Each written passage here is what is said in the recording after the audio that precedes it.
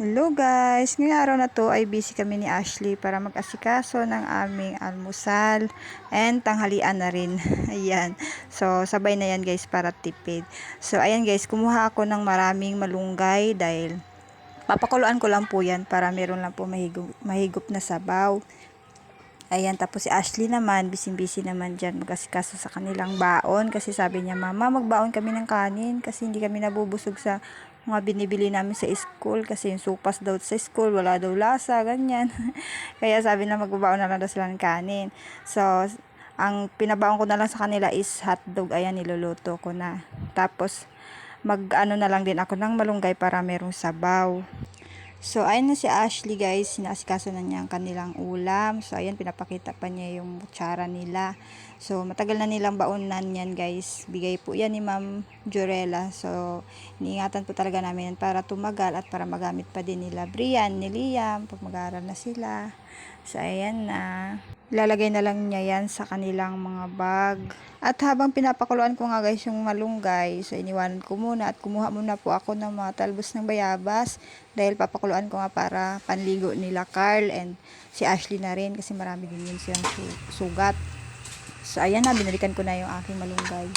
Ayan, kumukulo na tapos aalisin ko na siya para ito naman ang bayabas. Kasi nga doon sa sugat ni Carl para malanggas, para mabilis gumaling. At bigla ko nga naalala guys, meron nga palang project sila Carl na pinapadala yung teacher nila. So, kailangan nila ng short band paper, tapos ruler, and toothpick, Crayola. So, tiningnan ko yung mga gamit nila pang arts ka. So, wala pala siyang short na band paper, long lang. Kaya ang ginawa ko, ginupit ko na lang para maging short. Ayan. Diskarte lang yan ng mga nanay. Tapos, wala rin pala kaming toothpick guys. Kailangan nila Carl ng toothpick. So, bumibili kami sa kapitbahay, sa mga tindahan, wala rin daw. Kaya sabi ko, try mo manghingi. Baka meron kay Ate Flor kasi yan, mahilig sila mag-toothpick. Kasi napapasin ko si Ate Ana, nagtutoothpick yun pag pupunta dito eh. Tapos hiningian namin si Ate Ana, kaya lang si Ate Ana, nahihiya naman siya mahingi dun sa amo niya kasi andyan yung amo niya. Kaya sabi ni Ashley, sige na nga siya na nga daw kasi nahihiya rin siya eh. Lalo na ako, mas na mahihiyain ako. Sabi ko, sige na para kay kuya mo kasi wala na kami mahingian, wala rin kami mabilhan. Hindi rin kasi kami nagamit ng toothpick eh. At ayan na nga guys, binigyan na siya ni Ate Flor. Higiya nga siya dyan eh. Buti na lang meron sila. So ayan, kompleto na yung mga kailangan ni Carl sa kanilang project para dadalhin niya mamaya-maya. Pasensya na kayo sa camera guys dahil si Carl yung may hawak niya. Pakalikot talaga ni Carl pag humawak ng camera. Mahilo talaga kayo manood. Ayan, ready namin. Tapos pagsama-sabay na namin yan sa plastic envelope. So, ayan guys, pagtapos ko siya ilagay sa plastic envelope, sabi ng teacher niya, lalagyan doon ng pangalan, kaya nilatan ko na ng pangalan para hindi si Carl malito, baka kung pag magkasama-sama na doon sa classroom nila, at least may pangalan niya. At pagkatapos ko nga doon ay inasikaso ko ng aming pagkain. So, ayan, may sinangag pala ako guys, sinangag ko yung bahaw. So, marami siyang tutong, kaya ganyan, naging parang kulay brown. Tapos yung gamit kong mantika is used oil na. Kaya ayan, mukha talaga siyang brown. Tapos ayan na yung sinabawan kong malunggay. Malunggay lang siya guys. Pinakuluan ko lang, tapos lagyan ko lang ng asin. Tapos ayan na, isasabaw ko na siya sa kanin. Ganun lang. Tapos ang ulam namin is hotdog din. Tapos nag-ano na rin ako ng 2 itlog. So sabi ko kay Carl, huwag kang kumain ng itlog kasi may sugat ka. Bawal sa'yo. So sabi ko, damihan mo ang paghigop ng sabaw kasi malunggay yan.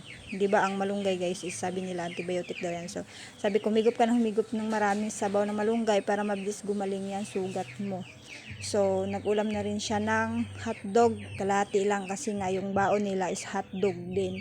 So, ayan lang muna, madali ang ulam kasi sobrang dami ko pang gagawin yan. Kaya, yan lang talaga ang pinakamabilis lang lutuin. So, si Liam and si Bria, ayan, kain na rin sila kasi gusto na rin lang humigop ng malunggay. Masarap kasi yung malunggay guys, kahit hindi mo siya timplahan. Basta yung sabaw lang niya. Pakasarap talaga yung sustansya pa. So, ayan, pinauna ko muna silang kumain guys kasi nasikas ko muna yung panligo ni Carl. Yung sinalang ko na bayabas para ilagay ko na dun sa tubig na panligo. Para pagtapos siyang kumain, maliligo na siya. So, tinalian ko muna pala si Bria kasi mukhang bruha na naman. Magdidikit-dikit na naman yung kanin sa buhok niya pag hindi ko tinalian. So, ayan. Marunong na silang kumain dyan kasi ayaw na nila magpasubo eh. Kaya, sinanay ko na rin silang kumain sarili nila. So, ayan ako, inasikaso ko yung bayabas dahil nagkulay brown na talaga siya. So, ilagay ko na siya doon sa tubig. At pagkatapos nga kumain nila Carl and Ashley, so ayun na nga guys, papaliguan ko na nga siya. Ayan na po yung bayabas, hinalo ko na dyan sa tubig. So, ayan naman sugat ni Carl. Ang hirap tanggalin ng bulak na nadikit dun sa sugat niya. Ayan, so binasa ko muna siya para matanggal. So, meron pa rin talagang nadikit. So, natatakot naman akong tanggalin kasi nasasaktan siya. Ayan, so parang ako yung nasasaktan pag hinahawakan ko. Ayan, sabi ko ako na magligo kasi nahirapan siya yumuko dahil may sugat din siya sa tuhod. Sabi ko nga sa kanya, Carl, di ka nahirapan sa buhay mo. So, ayan, pati pag-toothbrush ako na rin. Lahat. So, ayan, ako na nagkasikaso. Parang sabi niya, Mama, para na akong baby. Sabi ko, kaya nga sa susunod, mag-iingat ka na. Kasi nga, alam mo naman, napakadami ko rin ginagawa. Sabi niya, sorry mama. Tapos, thank you sa akin habang inaasikaso ko siya. So, sabi ko, sige lang, next time, mag-iingat na kayo ha, para Ay, nako. Pasensya na kayo guys kasi nagvo-voice over ako ang ingay ng dalawang to. So, andito na nga ako sa kusina, nagtago para hindi nila ako makita. So, sinundan pa rin ako. So, ayan na si Ashley. Ang arty-arty yan. Gusto niya talagang mga ganyan. Kasi, para maganda daw siya tingnan. Binilan ko nga siya ng mga ganyang ipit. So, ayan na. Alis na sila. Tingnan mo si Carl maglakad. Ika-ika. Kasi hindi niya mabend yung isang paa niya. Kasi yung sugat niya, nandun talaga mismo sa tuhod. Kaya hindi niya mabend. So, ayan, sabi ko, punta na kayo doon kasi baka may tricycle. Sabi ko, mag-tricycle na kayo kasi kawawa naman kung maglalakad kayo. Tapos ganyan ka maglakad, baka oras kayo makarating. Nako po, ang ingay. Huwag ka maingay ka, nag-voice over ako.